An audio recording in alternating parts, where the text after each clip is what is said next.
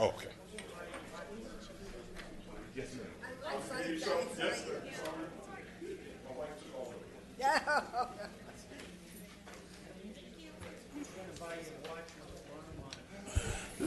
have to say hi to all my beautiful friends. What about me?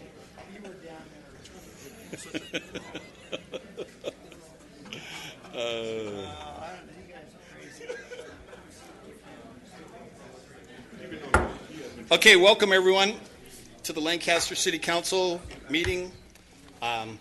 Roll call, please. Council member, Agency Director, Authority Member Molly. Present. Mann. I am present. Underwood Jacobs. Present. Vice Mayor, Vice Chairman Christ. Present. Mayor Chairman Paris. We have a quorum. Move to excuse the mayor. Second that.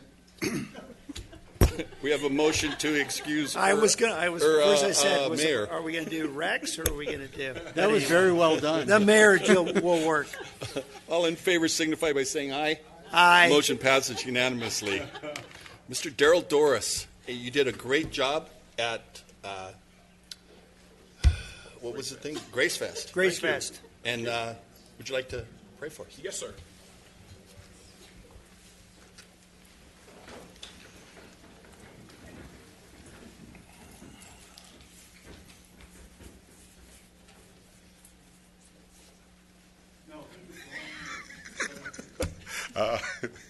Father, we thank you right now. We thank you for the spirit of this city. We thank you for the unity. We thank you, God, for the leadership. We pray right now, God, that you will continue to lead us in wisdom and knowledge and unity, that you will continue to have your hand upon this city, that you will continue to guide us, God, to greatness. And for all these things, we give your son, Jesus' name, praise. Amen. Amen. Thank you. Raj, will you do the pledge? Right hand over your heart and please join me. I pledge allegiance to the flag of the United States of America and to the republic for which it stands, one nation, under God, indivisible, with liberty and justice for all. Thank you. Okay. Angela's going to do the presentation.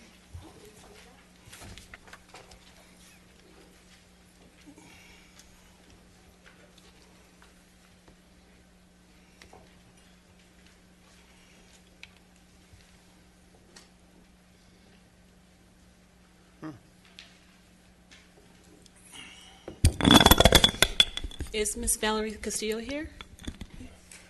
She is. Please come down. It's a pleasure. It's a pleasure to meet you. I'd like to say a few words about you, if that's okay. All right. I would like to take a moment to recognize an outstanding young woman who has a number of remarkable achievements under her belt for being just 15 years old. Ms. Valerie Castillo. Last year, Valerie's passion for STEAM helped her lead the Fulton and Aylesbury Academy robotics team to victory at the 2017 VEX State Robotics, which sent the team to compete as part of the VEX Robotics World Championship with their finally named ParisBot, a name the team revealed while being recognized by the council and myself for winning the state championship last year. Since then, Valerie has auditioned for, been cast in, and co-hosted 10 episodes of the Mythbusters Junior television show. That's pretty awesome. Alongside original Mythbuster Adam Savage and 5 other talented kids, who spend each episode showing off brilliance and STEAM skills, all while tackling myths in the vein of the original series. The show will premiere this winter. Valerie Castillo is well on her way to achieving her dream of studying chemical engineering at MIT and starting her career in aerospace. It goes without saying that our community is fortunate and blessed to be represented by an extraordinary young individuals like Valerie. Valerie and her peers truly are our future. It is inspiring to see the multitude of intelligent young minds coming out of our valley. Not only accomplishing great things, but leading the way in new discoveries in uncharted territory. Our city has always strived to be a city of first and to set the standard for municipal leadership. all of which has allowed us to dream big and become the city we have always aimed to be. I see those same goals in you, to be the first, to lead, and I have no doubt you'll achieve them. Valerie, on behalf of the entire Lancaster City Council, I would like to congratulate you on your many, many accolades. We cannot wait to see where your innovative spirit will take you in the future. And we know one day soon you will be a welcome addition to the Aerospace Valley. Congratulations, Valerie.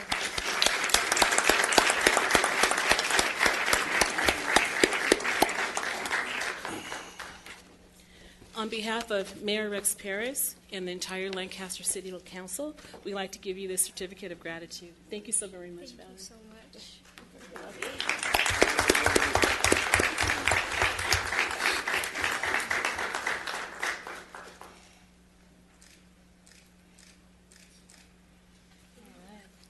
Congratulations, you made us proud. Thank you so much. Thank you, Angela. Okay, at this time, we're going to move CA1 to the front. The mayor has nominated the appointment of Sylvia Donovan to the Planning Commissioner. I'll second that. So let's vote.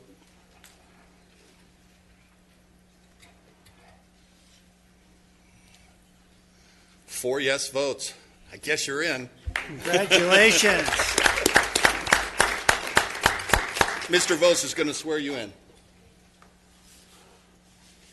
She has the.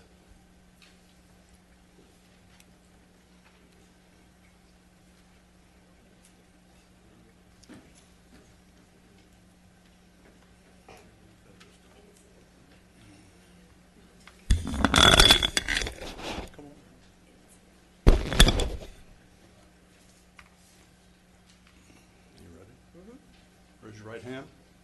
I state your name. Sylvia Donovan, Do solemnly swear or affirm that I will support and defend the Constitution of the United States. Get to Yes. say it. You get to say it. yes, I will. All right, let's try this Okay, again. what You am I- get to repeat it. Oh, I get to repeat. Okay. We just started again. I, I, Sylvia Donovan, Sylvia Donovan, do solemnly swear do solemnly swear that I will support and defend the Constitution of the United States that I will support and defend the Constitution of the United States and the Constitution of the State of California and the Constitution of the State of California against all enemies, foreign and domestic, against all enemies, foreign and domestic, that I will bear true faith and allegiance that I will bear true faith and allegiance to the Constitution of the United States to the Constitution of the United States and the Constitution of the State of California, and the Constitution of the State of California, that I take this obligation freely that I take this obligation freely without any mental reservation without any mental reservation or purpose of evasion, or purpose of evasion, and that I will well and faithfully discharge and that I will well and faithfully discharge the duties upon which I am about to enter. the duties upon which I am about to enter. Congratulations. Thank you.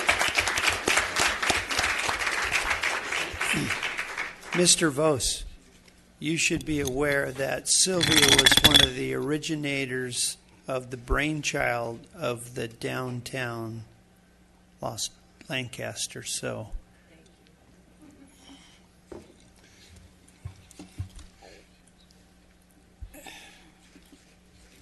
And Jim, since you did such a good job on that, we're going to have you swear the next guy in, so just stay down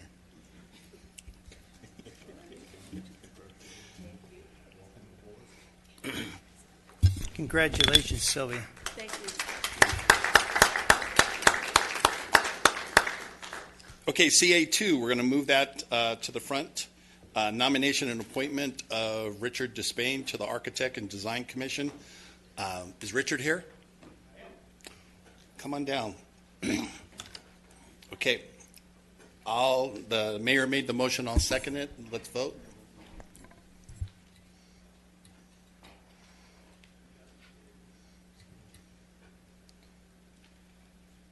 We have 4 yes votes. Congratulations. Thank you. All right. Mr. Vos.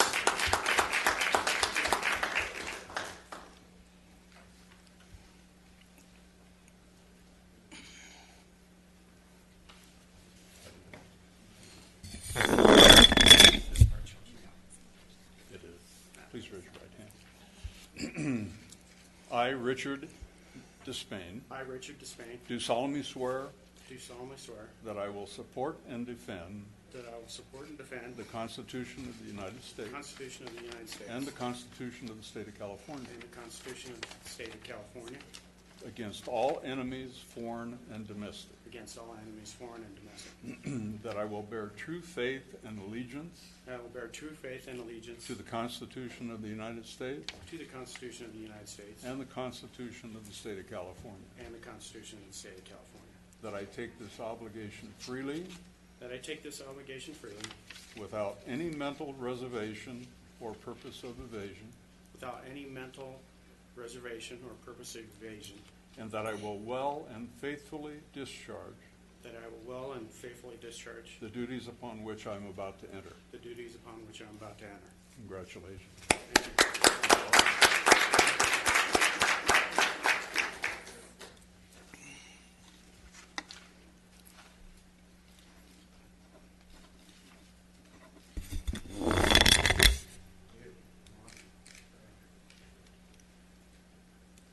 Richard, congratulations.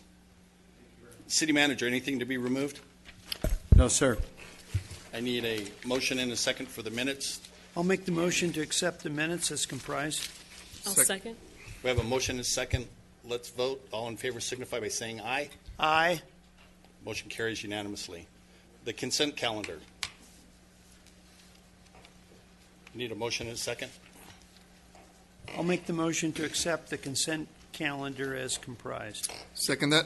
We have a motion and a second to accept the consent calendar as currently comprised. Let's vote.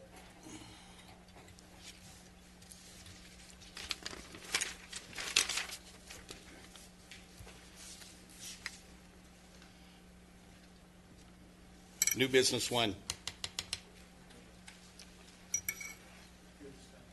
Do what? You're going to do a staff report?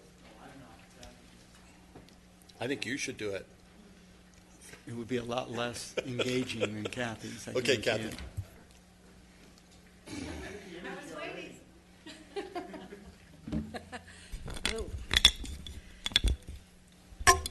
Good evening, Vice Mayor and Council. Thank you. I will get that together. Nope. Thank you for having me. I'm excited to be here tonight to give you an overview of our newest program, which will be launching this month.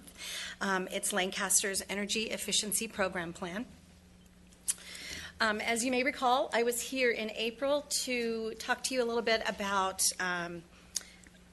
the California Public Utilities Commission approved the City of Lancaster to become a program administrator of $1.2 million for a 3-year program.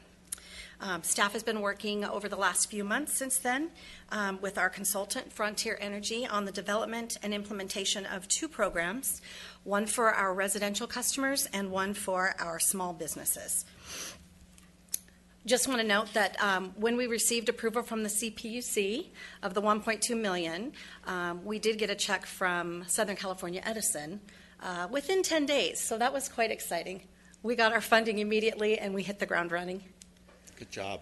Yes, we were excited. So let me talk about our first, one of our first programs, which is for our residential customers and homeowners to identify and adopt energy efficiency upgrades, which will help save energy use and cost. It's a pretty simple program. We have an energy advisor hotline. So a customer will simply contact our hotline and speak with an energy advisor. And they can choose to participate in a quick energy efficiency survey of their home. The free service provides an evaluation and a personalized energy efficiency audit report for the customer. The audit report will include resources for rebates and available funding for opportunities to help with any installation costs. It will also give them more information on other programs. There's lots of funding programs available through Southern California Edison, for example, Southern California Gas Company, and Lancaster Choice Energy. We will be having other programs as well. And our goal is to serve 325 residents over the 3-year program. The second program that we are launching, which I'm very excited about, is our Small Commercial Direct Install program. And this program provides no and low-cost retrofits for eligible commercial customers, small businesses. It's going to target the smaller businesses that have a monthly energy demand of 200 kilowatts or less. So this is really targeting our underserved businesses. Typically, there's a lot of energy efficiency funding out there, but really they're going for the larger commercial and the higher profile businesses. So this is going to be helping our small mom and pops around the city. It will be a free on-site energy audit for the business with a licensed direct install firm. Customers will also receive a customized energy report and a recommendation of available upgrades to help them achieve the savings. The upgrades will be paid for by the program. So it is a no cost to our small businesses, and they will save money on their energy bill. Yes, and some of the measures would include lighting upgrades, of course. There's also weatherization, smart thermostats. There may be HVAC, refrigeration, so it just depends on where they score when they do their audit. And along with our program, of course, we're going to observe the same rigorous reporting practices that all ratepayer-funded program administrators participate in throughout California. It includes a submission to the publicly accessible California Energy Data and Reporting System. It's known as CEDARS. It's for any LCE customer or stakeholder can go on that website and see our results, which will be updated regularly throughout the year. It will include monthly budget reports, our quarterly energy savings, claims reports, annual claims and true-ups. We'll have a narrative report and an annual budget filing with the CPUC. All of those are mandated. But in addition, staff will prepare an annual report for council because we would like to show you our overall program achievements as we strive to become a net zero. So the programs, as they get ready to launch this month, you're going to begin to see some of our marketing efforts in the community. Recently, we just had our Outlook magazine article kind of describing what was to come. You're also going to see a website refresh. We're going to have a page dedicated for the energy efficiency programs. We'll also have program information listed in our billing messages and many other community outreach efforts. We recently did a radio interview, AM radio, on minding your own business with Chris Spiker last week. So the item on the agenda tonight is for your consideration to bring on the licensed firm to implement the direct install program for small businesses. And with your approval, the program is anticipated to launch in October. And I'm available for any questions. Thank you, Kathy. I'm going to turn the meeting back over to Mayor Paris at this time. Thank you, Kathy. Good evening. You've been busy. We're very busy, and I love it. We are very busy. I should say, too, we are the first program to launch in Southern California Edison Territory. So we like to be first. They're all waiting to see what we're going to do. So were they adversarial? What's that? Were they adversarial? No, actually. They're very supportive. Okay, good. Yes. Great. We had to work with them. We'll be showcasing what other programs they're offering as well. So really, it's good. It's a partnership. They're offering similar programs, so it's better for our community because there's more funding. Good. Yep. Thank you. Thank you.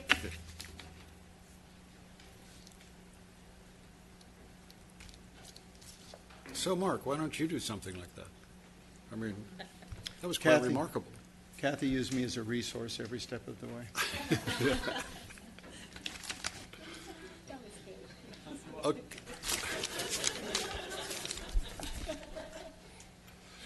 All right, MB2. No, MB1. Oh, we got to do something, don't we? I'll move NB1. Second that. All right, let's vote. It's unanimous. NB2. Shannon Dow, do we have any speaker cards? No speaker cards. So is this a good thing? Is it going to make us happy to hear this, or? Absolutely. How would you like another $500,000 a year for the city budget? Okay, there we go. All right. I want to see who's going to vote against that one. I've never seen that big a smile before. Let's start things off right. See how easy it is to make money? You just sit up here and just... The City Council has identified 3 target areas throughout the city for infill development, and these are, as we discussed at the last meeting, Front Row Center, Medical Main Street, and Parkway Village. So with Front Row Center, we have a unique opportunity today to see the first fruits of your labor in designating this as an area of focus for us. We have received a full appraised value offer for the site in red here, the 7-acre site, from Cornerstone Investment Group, and they plan to construct 2 brand new hotels.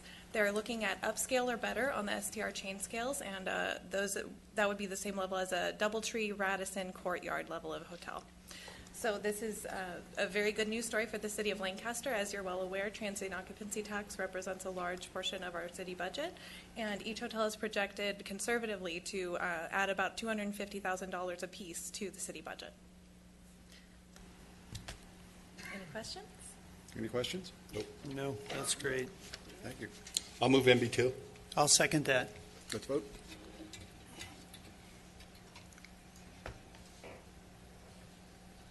It's unanimous.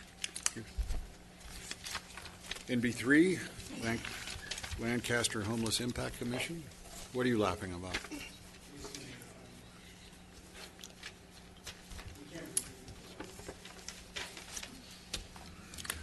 Okay, so Donna Tremere. Good evening. Good evening, Mayor and Council.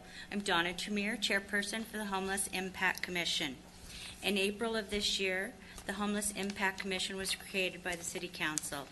The Commission was tasked by Council to provide collaborative leadership through research, strategic policy suggestion, and coordinated accountability to the community that positively impacts homelessness in Lancaster.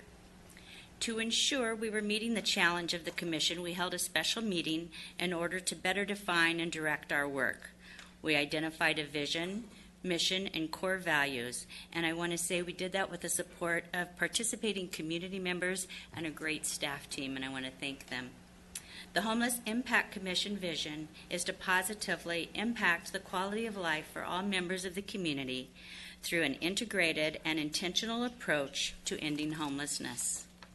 Our mission is to be an effective, influential, and accountable leadership structure that promotes and supports a thriving community through responsiveness, deliberate and adaptable solutions for housed and unhoused community members. We also established core values that constitute shared beliefs and principles that guide the work, advocacy, and recommendations of the Homeless Impact Commission, as well defined the culture of the Commission. These core values include having accurate information and data, inclusiveness, proven best practices, accountability, public safety, open communication, holistic approaches, creative new perspectives, results, and collaboration. From the core values, we identified 4 goals: partnership and collaboration, engagement and information, regional alignment, and community impact. These goals will look to shape our commission as we have already began to implement. And I am thrilled about this alignment of the Homeless Impact Commission's goals along with the city's plan goals and the AV Homeless Coalition goals. The Homeless Impact Commission believes homelessness can be mitigated if we, as a community, work together, utilize the resources we already have in a more coordinated, collaborative, and outcome-oriented way, monitor the progress of homelessness concerns and develop a more data-driven approach, use data to search for more gap-filler resources. The Homeless Impact Commission acknowledges that the challenges surrounding homelessness are complex and addressing them will be no easy task. However, we look forward to focusing ourselves on the implementation of the Lancaster Community Homeless Plan and other regional undertakings. Before I end, I want to thank each of you, especially you, Mayor, for responding to this commission with specific focused body, and I know I speak on behalf of all of the commissioners that we will promise to be accountable to you and the community. Additionally, in closing again, I really want to, on behalf of the commission, extend our sincere thanks for the great city staff team that has been put in place to work with us, for their direction and support. And I thank you. Thank you. Any questions? Any comments? Okay. So there's no vote necessary, we just wait, right? So when do we house the first group? For Kensington? Yeah. I'm not sure the exact schedule, but I think it's going to be sometimes towards the late winter, early spring. We're told that the winter shelter that the Salvation Army is running is going to be maintained again throughout this winter and until Kensington is open. That's out at Marilima? Yeah, the old High Desert Hospital. Yeah, okay, good. Thank you. Which reminds me. Did the governor sign the bill that people in felons in jail can vote? He did? I don't know, I'm looking. I don't know. I'm wondering if that should change our position in regards to the building of the women's prison. I'd like somebody to look into that. All right? I mean,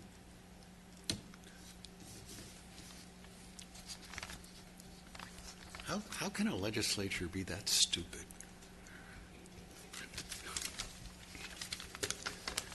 Okay. Is that a question? Well, it's one I frequently think about. Oh, we got a speaker card too. David Paul.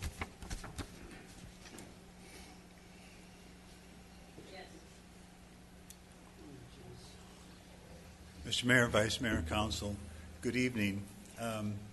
I wanted to second the fact that our City Homeless Commission is doing a great job. Donna Tremere is excellent. I go to the meetings, and I'm also on the AV Coalition group that meets, and I'm on the diversion subcommittee, which is really nice because Donna's on there, Shannon McDonald, Shannon Thomas from the city. So there's a lot of work being done, and sometimes it's frustrating, but at that big meeting with the AV Coalition, this was the one thing that I wanted the city to try and get at, and I know you'll appreciate this, Mayor. You know, I'm like, you remember Married with Children, I hope you like that show, but there was once when Kelly was on a game show, and she had prepared so much that she forgot what high school quarterback had scored 4 touchdowns in a game, and it was her father. So that's where I'm at. But this proposition that puts the money forward, it runs for 10 years, and it's a lot of money. And I would just like to see the county put out some statistics along with the $330 million. How many people have actually been housed? And over the years, how does this affect it? So that's all I want the county to hone in on, some real statistics that make me feel like that money is actually going somewhere instead of into meetings. So that's my whole take on that. But I can tell you, Mayor, from sitting around in these meetings, it's just like Donna said, everybody is so dedicated to working on this problem that it's inspirational, and I'm just glad to be a part of it. Thank you. Thank you. So is 4 touchdowns in a game a lot?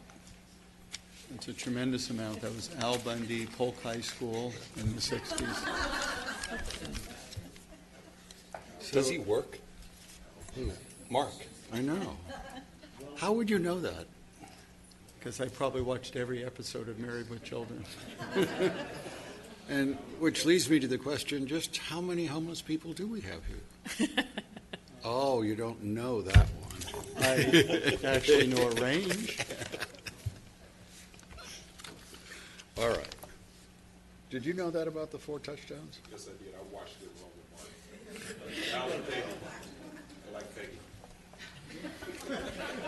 Okay. NB4, Troy.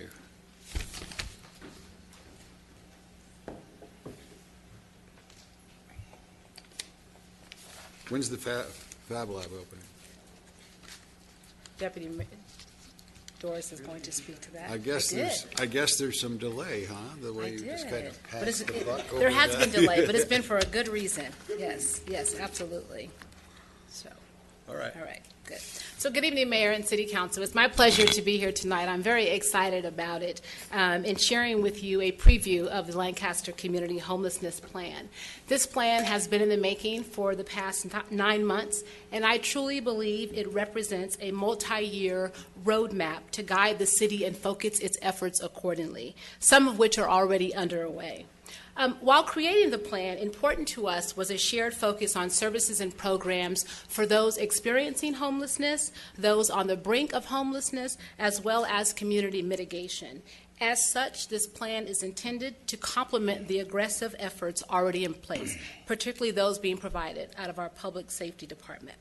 The plan represents a balanced approach in response to the entire Lancaster community with an overarching vision to improve the quality of life for all residents, unhoused and housed. The plan is both educational and informative, and more importantly, provides localized goals and strategies to combat homelessness in our community. Specifically, the plan aims to decrease the number of persons experiencing homelessness in the city of Lancaster, reduce the impact of homelessness on our community, and align city efforts and resources with county investments through a regional approach. The objectives of the plan are to expand the needs assessment targeting homelessness in Lancaster, identify best practices and impediments, identify potential funding through Measure H, grant funds, and other opportunities, seek a collaborative approach, and last but not least, to engage the community. Quickly, by way of background, as you know, in March 2017, LA County voters passed Measure H, which David spoke about, is a quarter-cent sales tax that is directly specific for combating homelessness. And as I share with residents whom I speak with every day, whether you voted for Measure H or not, you are paying it. And so therefore, you absolutely should have an expectation that something will be done and that we should all be held accountable. Through the funding recommendation process, cities like Lancaster were very vocal in sharing with the county that in order for homelessness to be affected on a regional level, that intimate involvement at the local level was absolutely necessary. And as such, the county listened and responded with an allocation of $2 million that went towards city planning grants, of which Lancaster was awarded. 40 of the 88 cities in LA County created plans, and obviously Lancaster being one of them. The plan was a community-driven process. Community participation was essential to ensuring that our plan was successful and effective, and we also made sure that those who wanted the opportunity to participate had one. We had over 500 community members participate in some form or another. 350 community members took the online survey. 80 community members attended a workshop, and 100 participated by way of either a focus group or one-on-one interviews. And we also thank you, Mayor and City Council, for your participation in that process. From the information gathered from the community process, data research, and collection, key findings were made regarding homelessness in Lancaster. These key findings include that the quality of life for all is integral when addressing the issue, that a multifaceted, innovative approach is necessary. We can no longer continue to do things the same way we have been, that there is a need for more affordable, permanent supportive housing. There is a need for an improved cooperation, coordination, and performance of service providers to the homeless. There is a regional need for more mental health and substance abuse services and facilities, and there is a need for greater focus on prevention and stabilization. And one additional finding that I would like to share that is not on the screen is that while the community believes that homelessness is of great concern, the Lancaster remains a very compassionate and caring community. And that came through loud and clear through the research and the conversations. But that is of no surprise to us because before there was a Measure H, there was a Measure A. And for that, we thank you. We thank you for your care of the community and your political will then and still today. In response to the data gathered and key findings, a great deal of time was then spent exploring goals and supporting actions that would help persons in need and would be responsive to the community. As a result, 7 goals and 58 supporting actions were identified. Tonight, I will only share with you the goals and highlight one supporting action. Yes, Mark. However, the full plan is available for the community online for review in its entirety. The first goal, prevention. Much of the response to homelessness has been about housing those currently experiencing homelessness, when equal attention must be given to preventing and diverting people from entering into it. The goal of prevention directs focus on the inflow as much as it does the outflow, and what we learned from the process included the need for more job, educational training opportunities, which led to stable employment. So the supporting action that we highlight today is the research of a social enterprise. Goal number 2, housing, to provide a variety of suitable housing. And while we certainly don't want to put all of our eggs in one basket, we do know that Kensington campus is a great beginning for the city of Lancaster in responding to the need for housing as well as the necessary wraparound services, showcasing to other cities the ideal approach to addressing the issue of homelessness by way of the whole person care. So our supporting action, of course, is to continue to support Kensington campus, because gone must be the days of a cot and a hot. Goal number 3 is engagement. We want to make sure we are transparent and that we allow for participation within the community. So the supporting action that we share tonight is to develop a city communication plan that will educate and inform the community and allow those who want to participate the opportunity to do so. Goal number 4 is public safety. Public safety, we know, remains a top priority for you, Mayor and City Council, and we knew, shared by the community, that a goal pertaining to it in this plan was necessary, as in all city plans.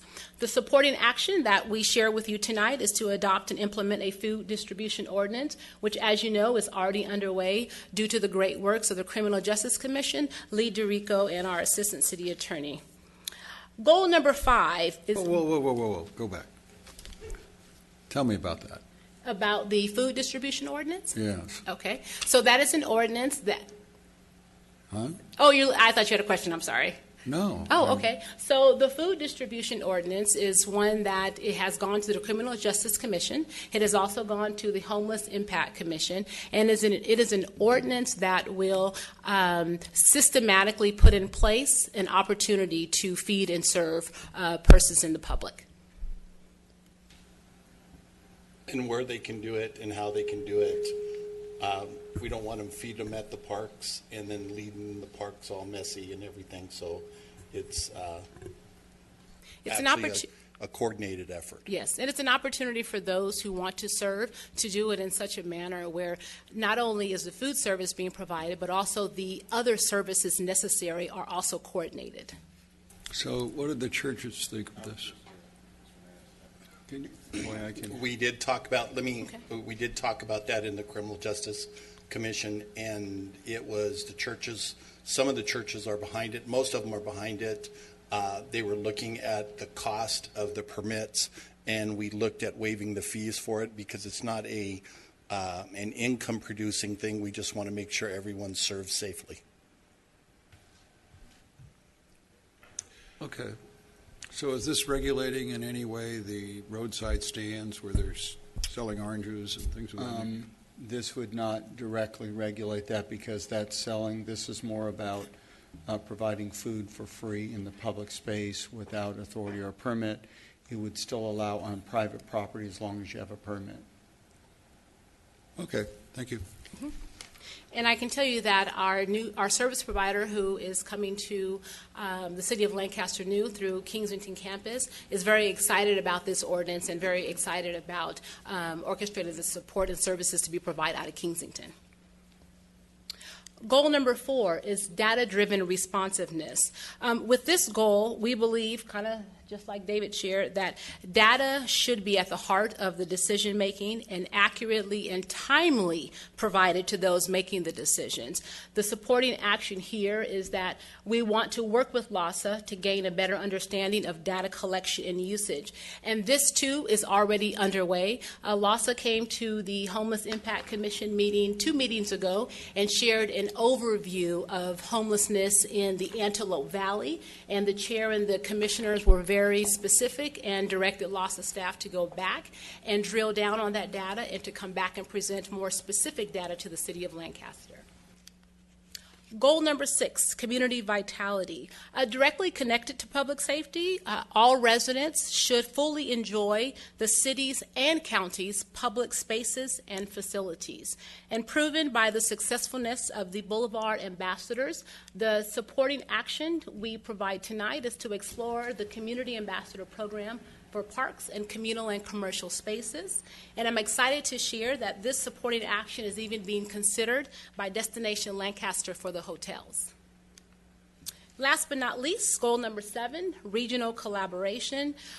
Without a doubt, the leadership alignment that is occurring right now between the city and county has proved effective and successful and remains significant to us addressing this issue on a regional level.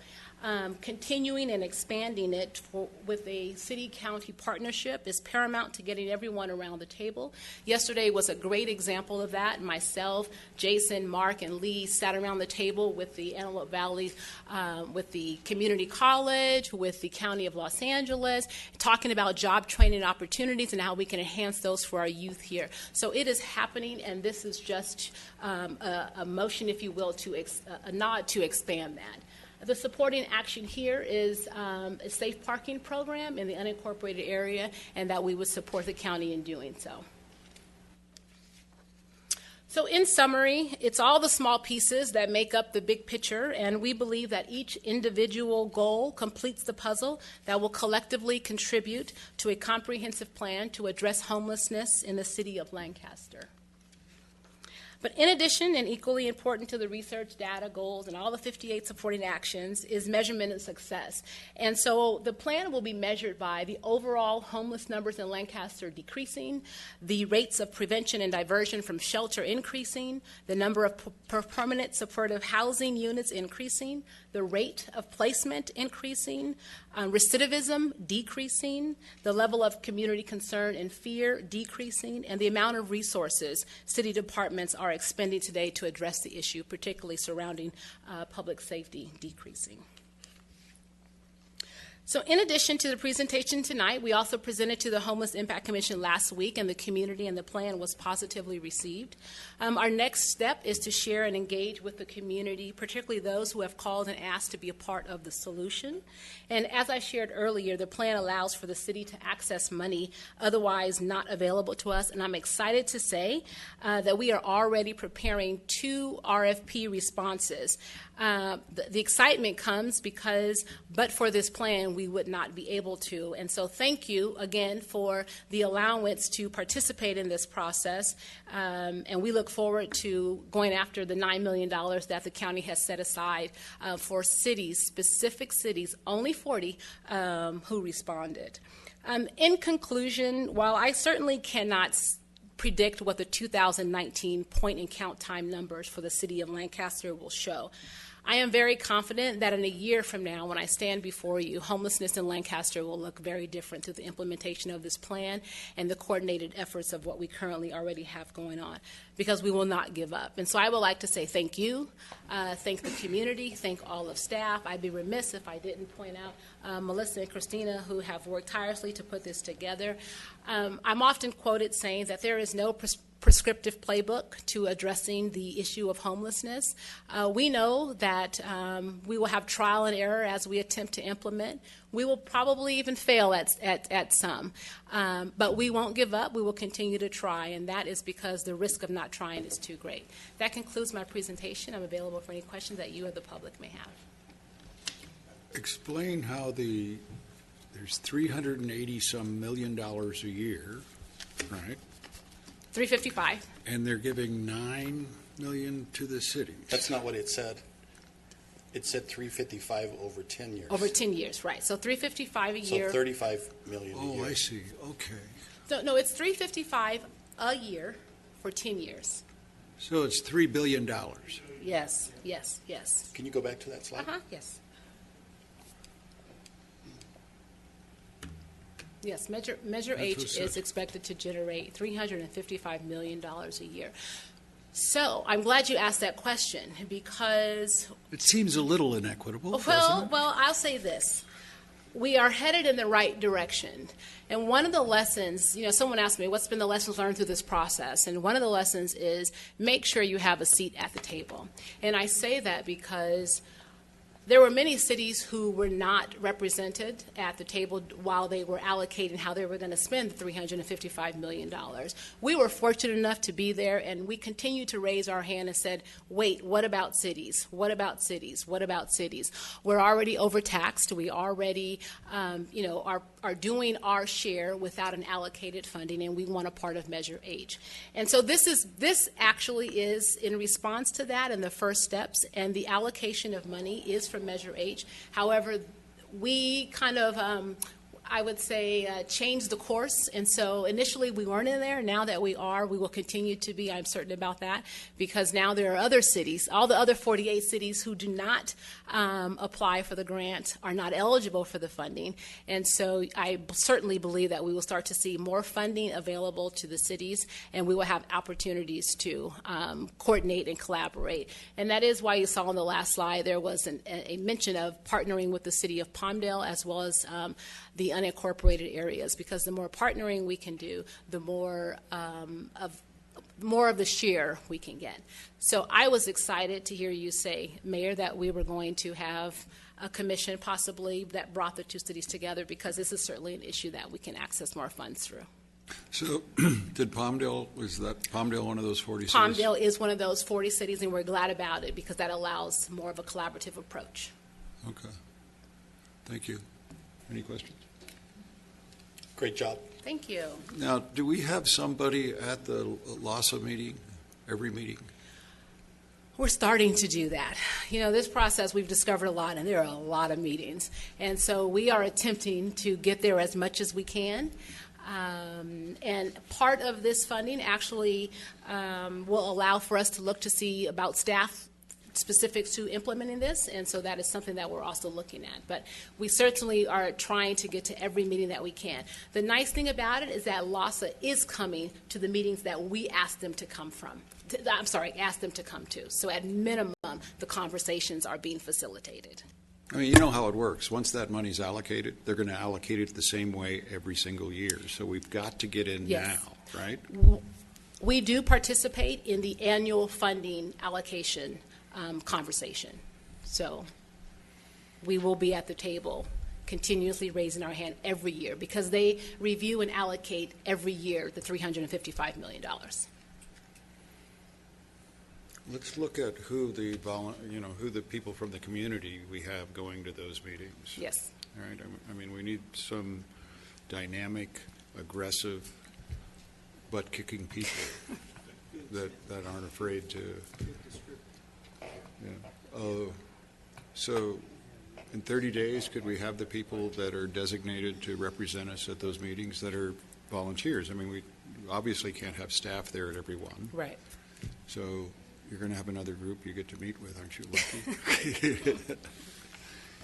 But seriously, before that $350 million goes elsewhere, let's get our fair share and maybe a little bit more, because I think that's really cool. It's an excellent point, because the city had been letting other people candidly do that for a number of years before this council, and we saw the results of that. As Vice Mayor, the meetings we're at, they said, we'd love to help you, great program, but all the money's gone. So, yeah, we're not going to make that same mistake this time.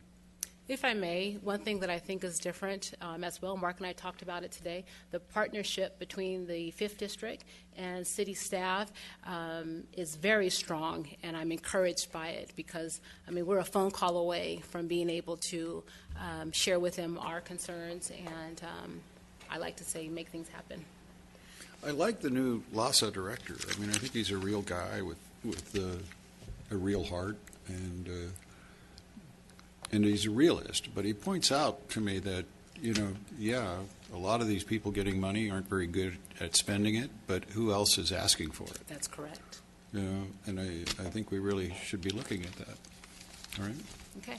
Thank you. Thank you. Great job. Thank you. Great presentation. Okay. Council reports?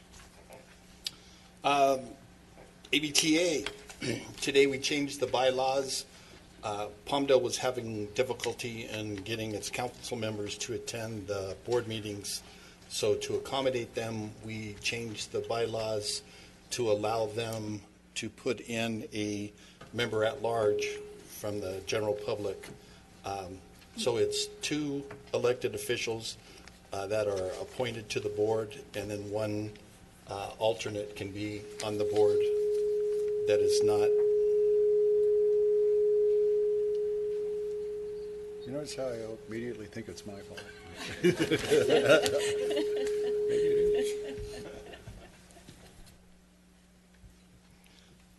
think it was my hearing aids. Huh?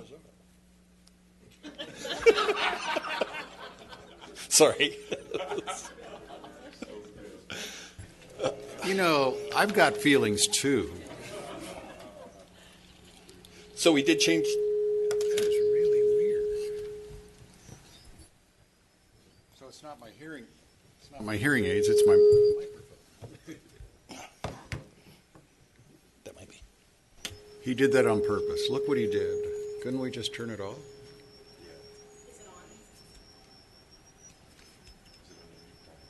Somebody pass that down, would you? It's We still didn't have doing it. any of these problems when I was running the meeting. I know you had something to do with this. I just got to figure out what it is. All right. I think that's better. Okay. Can we shut your mic off just for now?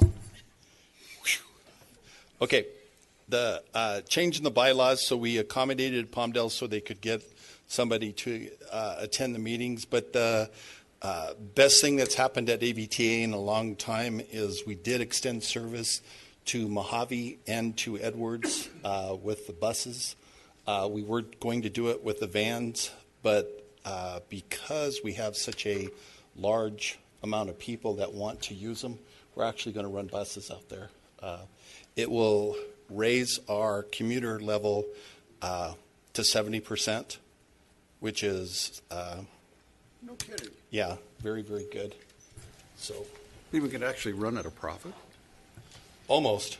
And then we're looking towards running it to Plant 42 also. So it's very exciting what we're doing. So it's good. Angie, do you have anything? That doesn't sound like a big deal, but that is a huge deal because there are so many people that live in Lancaster that work in the Mojave Airport that this is great news. We had over 700 people respond to just the Mojave from the city of Lancaster and Palmdale. And that's not Edwards. So if we start running buses out there, and then we can also look at it through the NCTC and hopefully actually run a train out to Roseman. So the Metrolink could come out there and. So I want you to call them at SpaceX and at Virgin Galactic. Tell them we kept our part of the deal. Mm-hmm. They got to send Marvin to space. There's a joke in there I just can't do. Oh, he doesn't get to come back. Okay,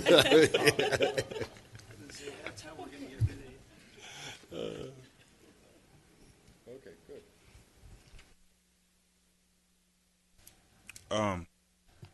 We met with the victims of the fire, Sunset Ridge, me and Mark, yesterday. And all of them showed up, which was a great thing because that means, they survived the fire. We're trying to figure out how we can help as a city. Of course, you asked us to do that. And one of their biggest concerns is they feel that management is not being forthright with them right now. They're all for the people. For the people at home. Tell about where the fire was. Sunset Ridge, right off of 16th Street West and I believe J8, a big, huge apartment complex. One whole unit was basically burned, very bad. And of the 8 people, 3 of them have small babies under 1-year-olds.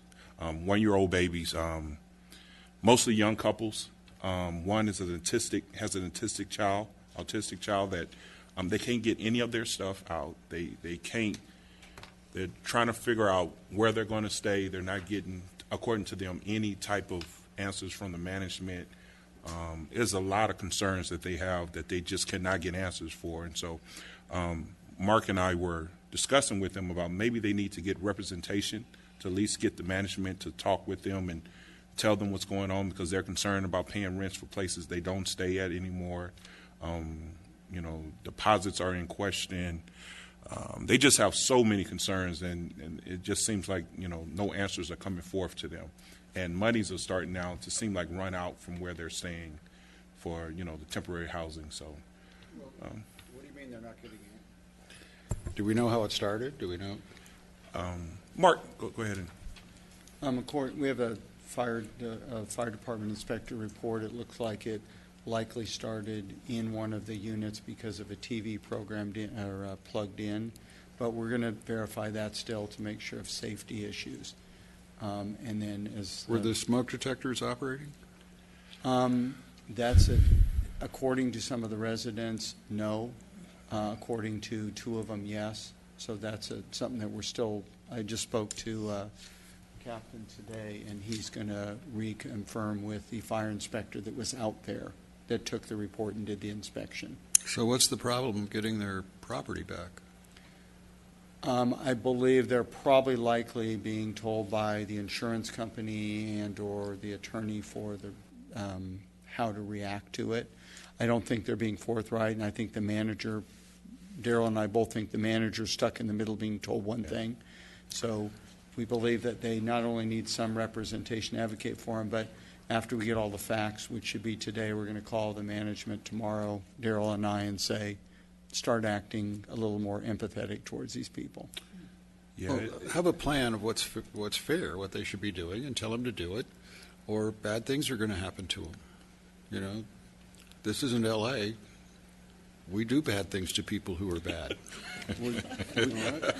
We did bring your name up once. Yeah, we did.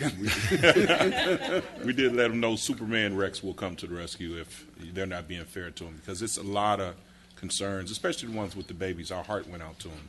Because one guy talked about how he had to kind of literally break into his own apartment just to get his work clothes. So, Tell me about this TV that caused the fire again. I don't know much more about it other than what was in the report. I don't know if the TV caused the fire or if there was no power strip and it's something in, so we don't have all the information. But it appears to have started in the unit on the not inside the wall, but we don't know that. What time? I don't know. Want to say around 4 or 4:30 in the afternoon. That just doesn't make a lot of sense. I mean, if the smoke detectors are operating, it should have been confined to one unit. Shouldn't it have? Well, again, no, I'm talking to the fire chief. I was out there, and I think I don't know if the door was open and it exposed, and when it blew out, it got up to the upper level apartment.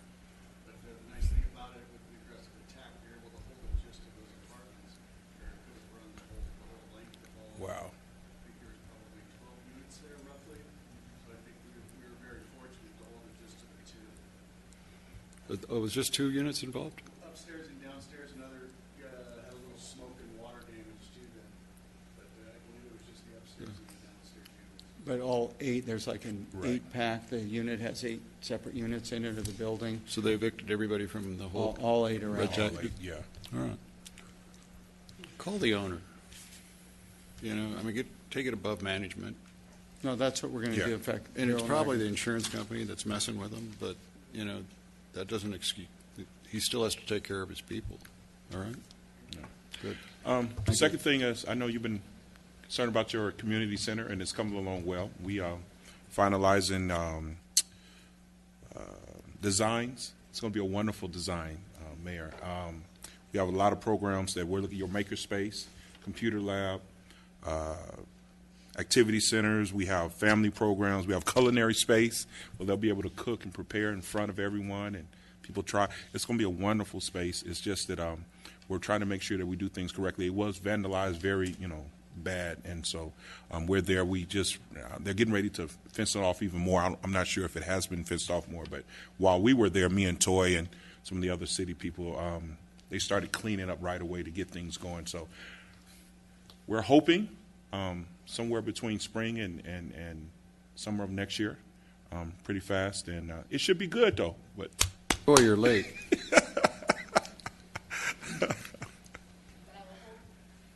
But I will over-deliver on the services and the Yes. programs. You're going to be pleased. Trust me, Mayor. You're still late. Okay, thanks. I'm looking forward to it.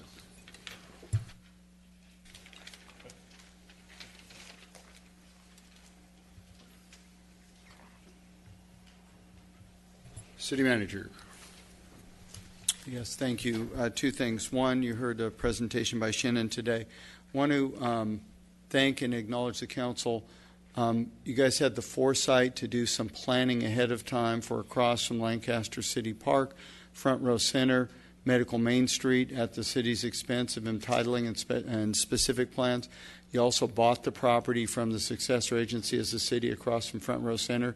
And that's paying huge dividends because as people come in the economy, there's not only a place to put people and development, but there's a plan around them. And we're just beginning to see the fruits of that. So the future in those particular areas in the city over the next 3 to 5 years is very bright, and it's because of that investment and that foresight. That's a really big deal that I don't think people will realize until a couple years from now. So good decisions, very good decisions, and good leadership. The second, I'm sorry, did you want to say? Oh, that's Raj's deal, right? Front Medical Main Street, absolutely. We did about 25 presentations on that. Good. Okay.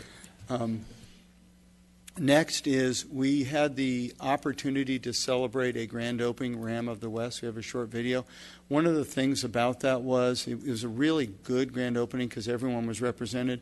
But the story of how Hunter Dodge started, which was literally a gas station, to becoming the largest Ram dealership in the world, right here in Lancaster, that started in Lancaster. That's the perseverance, but that's also a business-friendly city that every step of the way helped the business grow. So it's a real success story for the community. And we have a short video on that.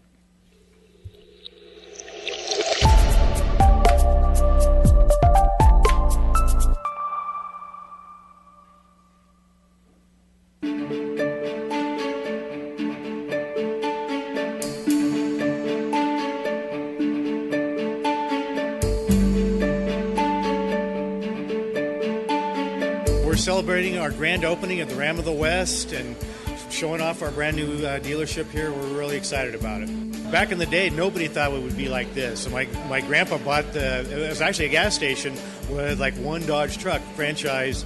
That was like during World War II when they weren't selling anything. Everything was going into the war effort. Now, 70-odd years later, here we are. It's the largest Ram truck dealership in the world, they tell me now. I thought it was just in America, but I guess it's in the world, so we're really, really happy about it. The genesis of this dealership goes back a few years when we realized that with the success we had, we just ran out of space. And we sell a lot of trucks, have traditionally, and we realized that we needed some place that we could dedicate just to the truck buyer. So we started thinking big, literally big, where someplace where all the parking spots are a lot bigger, where we can accommodate trucks in our service area, making it much easier for them, heavy-duty lifts, truck wash that'll accommodate a dually truck, for example. Everything with the truck owner in mind, based on ideas that our own employees gave us, people who work on the trucks, people who sell the trucks, but certainly our customers who told us, if you're going to do something for us, this is what we'd like for you to do. And so taking that lead, a few years later, here we are. So we're really happy. The Fuller Fullers have been a great partner with the community, and I think that's what's it's best said, is not only with the city of Lancaster, but with the community. They belong to the Sheriff Boosters, they belong to Rotary, they belong to Desert Haven, all the things that need help in the community, and the city of Lancaster has reached out, we've helped them, but it's all they're doing. I don't make no mistake about it. It's with the help of the city of Lancaster, but it's the Fullers, Tim and Tom, have made this happen.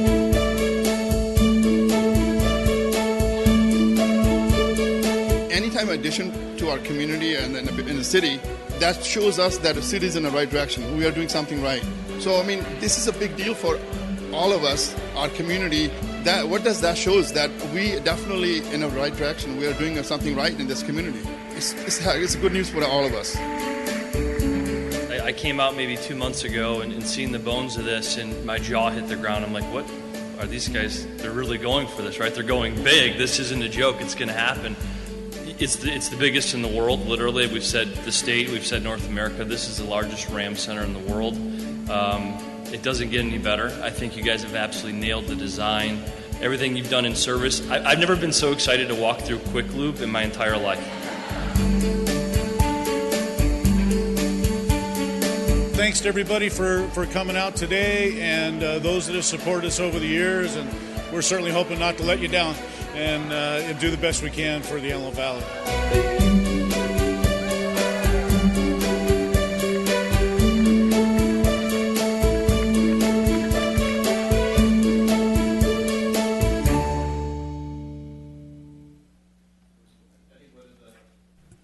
The more interesting things now is that the majority of the trucks sold at Hunter Dodge, the Ram dealership, is from out of town. So it's a lot of pump-ins. We get sales tax from a lot of people that we didn't get it from before.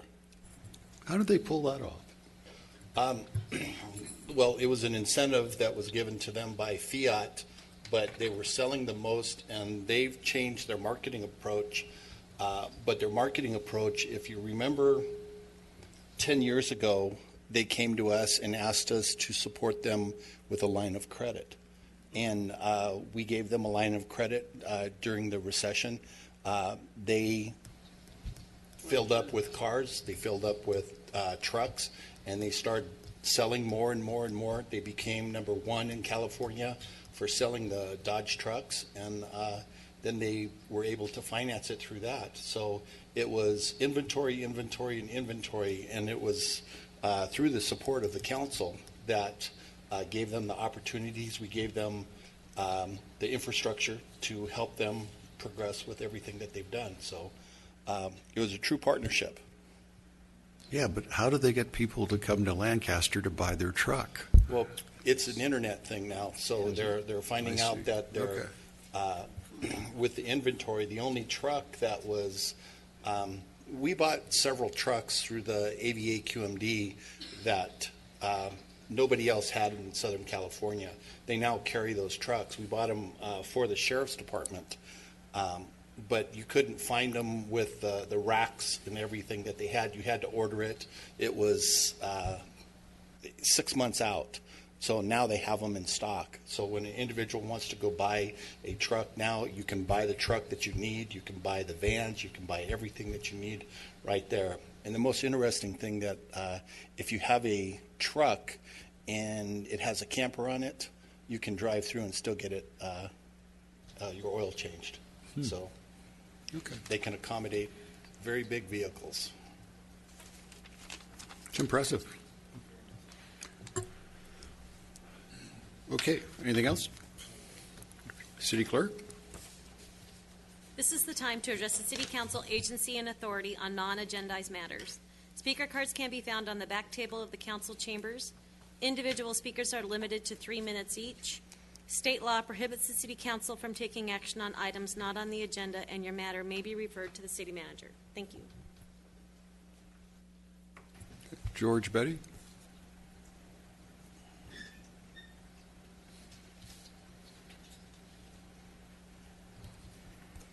Paris, Vice Mayor Chris, council members, ladies and gentlemen, I commend all of you that sought higher education, law school, college, whatever the term might be.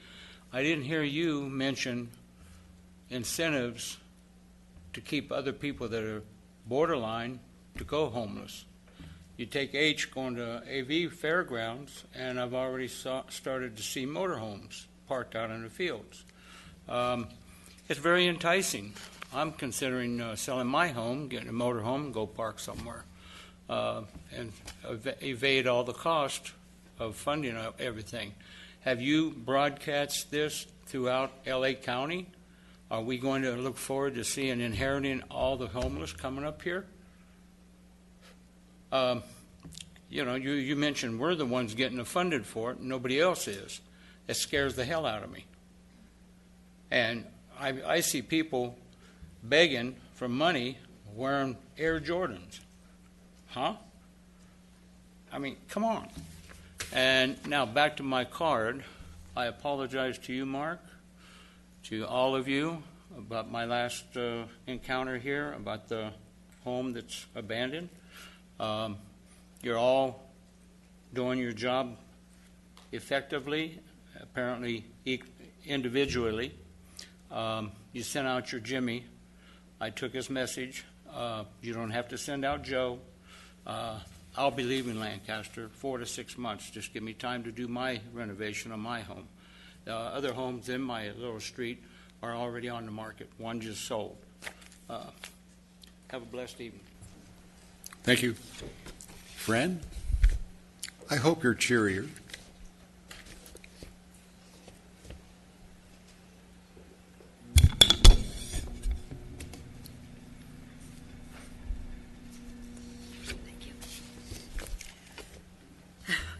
Good evening, Mr. Mayor, Paris. Good evening.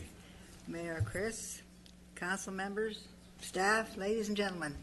My name is Fran Saras, and I'm on the Homeless Commission, and I would like to volunteer for the LASA program, if I may. I go to a lot of their meetings already. Okay.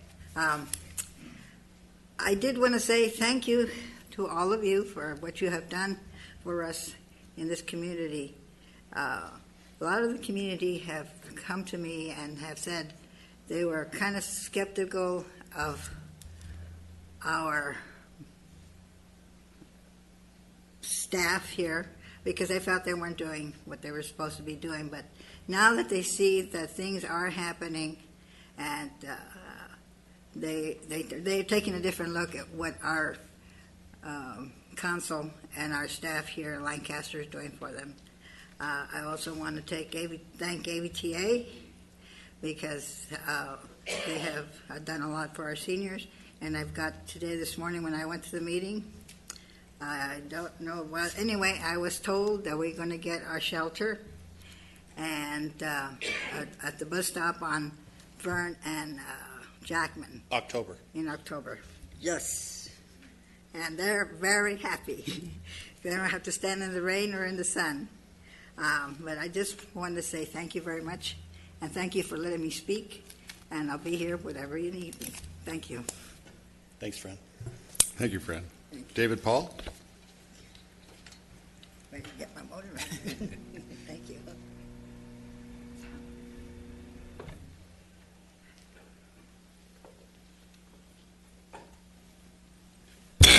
Mr. Mayor, Vice Mayor, Council, I appreciate what Fran said. I put a card in to also volunteer to do that.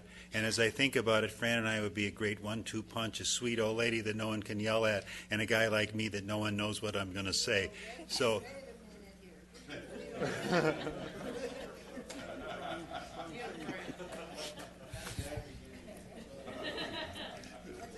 Fran knows that we love each other. For the record. Okay. Well, anyway, yeah, we have to get the money, and I would like to be a part of getting it. So that's what I have to say. Thank you. Thank you. Okay. Any comments from the council? I have one.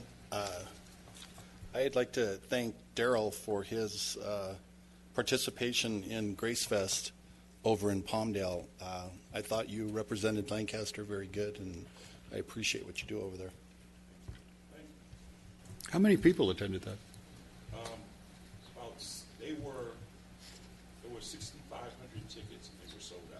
Really? Yes.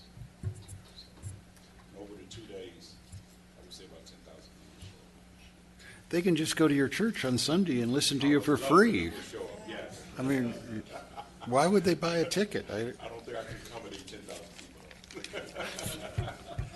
Trying to give you a plug there. Now, where was your church? Lancaster's, Jay and Sierra, 418 West, Avenue J. Hey, my wife and I love it. I mean, not only is it a good message, but it's a lot of fun. I highly recommend it. What, you're not allowed to have fun at church? You can have fun at church, can't you? No? No fun? Oh, not you, no. We're not even going to go down that path a little bit.